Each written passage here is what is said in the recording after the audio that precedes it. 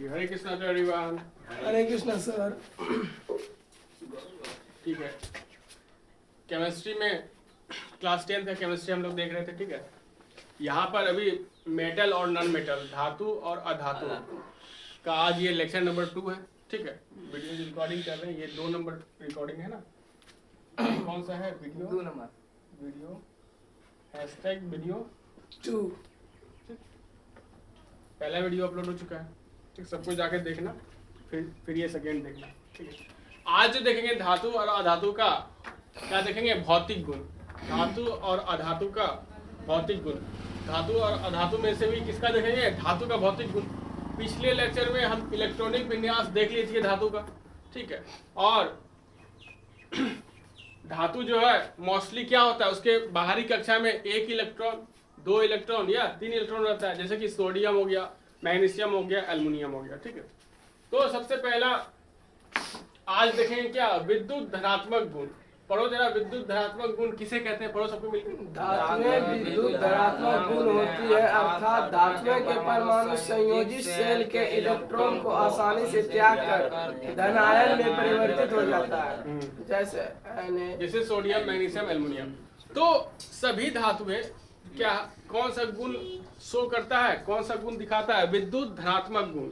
विद्युत धनात्मक गुण शो करता है। ठीक है, तो ये कैसे करता है, पढ़ लेते हैं जरा। धातुएं विद्युत धनात्मक होती है, अर्थात धातुओं के परमाणु संयोजी सेल के इलेक्ट्रॉन को आसानी से त्याग कर धनायन में परिवर्तित हो जाती है।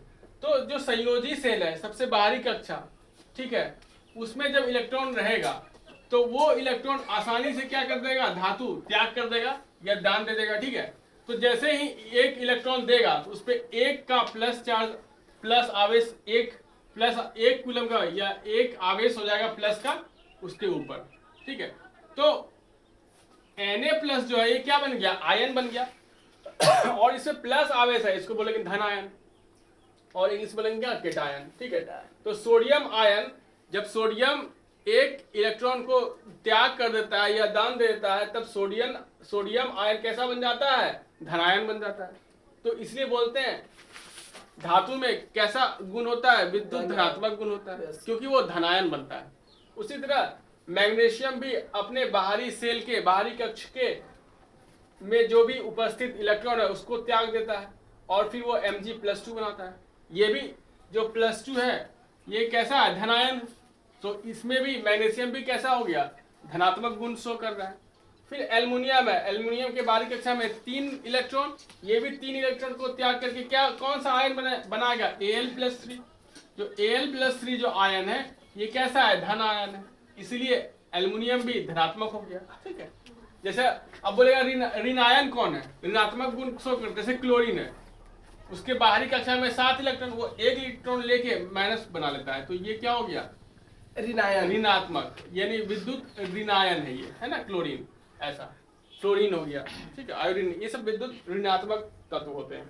ठीक है, तो धातु सामान्यतः कैसा होगा, विद्युत धनात्मक या विद्युत ऋणात्मक, विद्युत धनात्मक, विद्युत धनात्मक। ठीक, तो मेटल्स मोस्टली क्या होते हैं, इलेक्ट्रोपॉजिटिविटी शो करता है। ठीक, इसको बोलते हैं विद्युत धनात्मक गुण शो करता है। ठीक है, शो करता है। अब नेक्स्ट देखो क्या, आघात वर्धनीयता, इसको बोलते हैं मैलेबिलिटी, MALLABLITY। इसको बोलते हैं मैलेबिलिटी ऑफ द मेटल्स, आघात वर्धनीयता। ये क्या होता है, धातु आघात वर्धनीय होते हैं, अर्थात इसका मतलब क्या हो गया, अर्थात क्या हो गया, इन्हें हथौड़े से पीटकर चादर में परिवर्तित किया जा सकता है। चादर बोले तो पतली चादर, यानी थीन शीट मतलब एकदम पतला लेयर वाला चादर बनाया जा सकता है, जैसे कागज हो गया। बोलेंगे किसी मेटल का चादर रहेगा, जैसे मान लो बर्फी खाते हैं गोल गोल, उसके ऊपर एल्युमिनियम फॉइल का रहता है। Yes sir. हाँ, एल्युमिनियम का चादर रहता है, जो कि हानि खा रखा है लेकिन सबको खाते हैं। और बड़े बड़े होटलों में फूड को पैकेट में बदलने के लिए, पैकेजिंग करने के लिए भी एल्युमिनियम फॉइल यूज करते हैं, पतला रहता है। ठीक है, ठीक है, भोजन को पैक करने के लिए, ताकि वो ज्यादा देर तक सुरक्षित रहे, खाना खराब ना हो। तो वो सभी हानिकारक तो है ही, लेकिन अभी मॉडर्न युग में सब एकदम मॉडर्न बन के इस्तेमाल कर रहे हैं, चल रहा है, बहुत हानिकारक है वो। ठीक है। तो जो भी मेटल है उसको अगर हम थीन सीट में हथौड़े से पीट पीट के, हथौड़े से इंडस्ट्री में हथौड़े से तो नहीं पीटता, वहां तो एकदम प्रेस रहता है बड़ा सा, तुरंत सेकेंड में बन जाता है सीट। तो जिस भी धातु को हम थीन सीट में परिवर्तित कर सकते हैं उसको, उस धातु को में कैसा गुण होगा? अघात वर्धनीयता। इसका मतलब वो जो धातु है वो मेलेबल है, उसके अंदर मेलेबिलिटी है, ठीक है गुण। तो सबसे ज्यादा आघात वर्धनीय कौन सा धातु है? सोना और चांदी। सोना और चांदी जो ऐसे हैं धातु है जो सबसे ज्यादा आघात वर्धनीय है, सबसे ज्यादा मेलेबल है, ठीक है। इसमें दूसरा गुण है तन्यता। तन्यता को बोलते हैं डक्टिलिटी। 1 ग्राम सोना से 1 किलोमीटर लंबी तार। हाँ, डक्टिलिटी, डक्टिलिटी, ठीक है। तन्यता मतलब डक्टिलिटी, या फिर बोलते हैं डक्टाइल। सभी मेटल्स क्या होते हैं? डक्टाइल होते हैं। इसका मतलब तन्यता का मतलब हो गया कि धातु को, है ना, एक तार में, लंबे तार में परिवर्तित किया जा सकता है। थोड़ा सा धातु लेंगे उसको फिर एक लंबे तार में परिवर्तित किया जाता है। जैसे तांबा का तार हो गया, है ना, चांदी का तार बना सकते हैं, सोना का तार बना सकते हैं। लेकिन सोना चांदी महंगा होने के कारण उसका तार नहीं बनाते। इवन कि तांबे का तार भी चोरी हो जाता है पोल पर से, है ना। बिहार में, भारत में हो सकता है चोरी, विदेश में नहीं होता है, लेकिन भारत में हो जाता है, ठीक है। चल पर यह रात गायब हो जाता है। हाँ, ठीक है। तो तांबे का तार बनाए जा सकते हैं, सोना चांदी का भी बनाया जा सकता है, लेकिन वो सोना चांदी महंगा इसलिए नहीं बनाते क्योंकि वो सबसे सर्वाधिक तन्य है। बनाया जा सकता था लेकिन नहीं बनाते हैं। लेकिन तांबे का बनाते हैं। तांबे क्या है? विद्युत का चालक भी है ना, हीट एंड इलेक्ट्रिसिटी का कंडक्टर है। तो घर में अभी भी, घर के अंदर जो वायरिंग होता है अभी भी तांबे का तार डालते हैं ताकि हाई कंडक्शन मिले, है ना। घर के अंदर तो चोर आएगा नहीं, घर के अंदर अभी भी वायरिंग जो होता है वो तांबे के तार से होता है। बाहर में भी पोल पे कुछ दिनों दिया गया था लेकिन चोरी हो जाने के कारण अब सरकार नहीं देती है, ठीक है। बात अब देखो नेक्स्ट, सोना और चांदी सर्वाधिक तन्य है। सोना और चांदी सर्वाधिक तन्य है, ठीक है, होती है। हाँ। नेक्स्ट प्रॉपर्टी क्या है? द्रव्यनांक एवं क्वथनांक। धातुओं का द्रव्यनांक एवं क्वथनांक कैसा होता है? उच्च होता है। द्रव्यनांक एवं क्वथनांक उच्च होता है। High melting and high boiling points. High melting and high boiling points. वो तापमान जिस पे कि धातु पिघलना शुरू करेगा, द्रव्यनांक। वो तापमान जिस तापमान पे धातु बॉयल होके गैस में परिवर्तित होना शुरू कर देगा वो बॉइलिंग पॉइंट्स हो गया। तो धातु को पिघलाना और बॉयल करना दोनों ही बहुत मुश्किल है। बहुत ज्यादा तापमान चाहिए तब जाके लोहा या फिर कोई भी धातु पिघलेगा। बड़ा बड़ा फैक्ट्री में देखता है कि पूरा एकदम फर्नेस रहता है, टैंकर रहता है, उसमें धातु को पिघलाकर फिर मोल्ड में डाल के नया बर्तन बनाया जाता है, ठीक है। तुम दोनों अलग अलग हो जाओ, तुम दोनों चल जाओ, वहां बैठो, उस साइड बदमाशी नहीं, ठीक है। तो सभी धातुओं का द्रव्यनांक एवं गलनांक, द्रव्यनांक एवं क्वथनांक तो उच्च होता है, ठीक है। कौन इसमें एक्सेप्शनल है जिसका कि निम्न होगा? जैसे सोडियम एवं पोटासियम, गैलियम एवं सीजियम, ये सभी धातु है लेकिन ये तो इसका बहुत क्या होगा? द्रव्यनांक कम होगा। कम ही तापमान पे इसको पिघलाया जा सकता है, कम ही तापमान पे इसको गैस में परिवर्तित किया जा सकता है, ठीक है।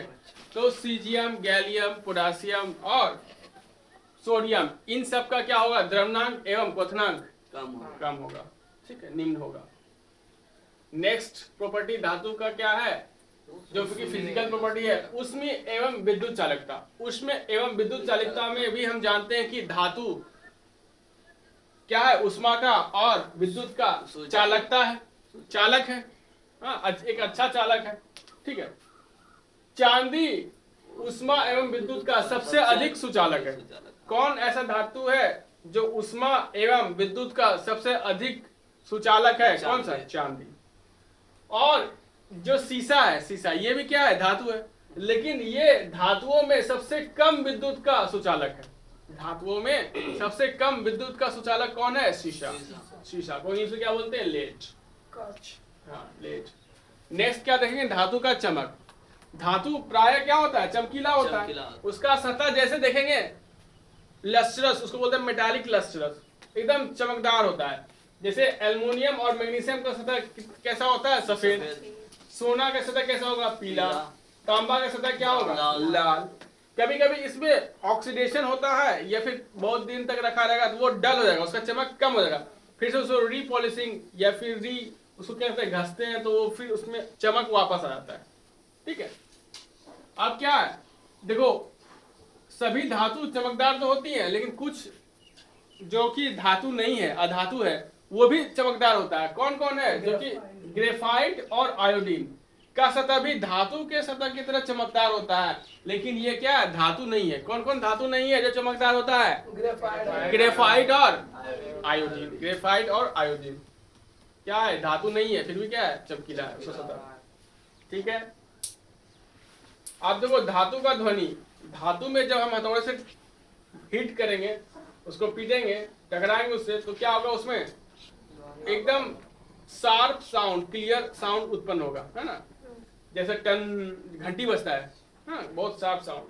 तो ये एक प्रकार, विशिष्ट प्रकार का ध्वनि है जो कि धातु से ही उत्पन्न होता है। हम कहीं भी सुनेंगे तो हम बता देंगे कि धातु से आया हुआ, उत्पन्न हुआ ध्वनि है। ठीक है, साफ पता चल जाता है। तो हथौड़े से पीटे जाने पर धातुओं से एक विशेष प्रकार की ध्वनि उत्पन्न होती है जिसे धातुई ध्वनि कहते हैं। ठीक है, जैसे टेम्पल में तो रहता ही रहता है घंटी, हम लोग बजाते हैं, उसके अंदर एक मेटल का रहता है गोल जैसा, उसमें रस्सी लगा रहता है, उसी से टकराता है उसमें, है ना, या फिर नजदीक हाथ से पहुंच सकते हैं तो हाथ से बजा देते हैं, मेटल हो गया।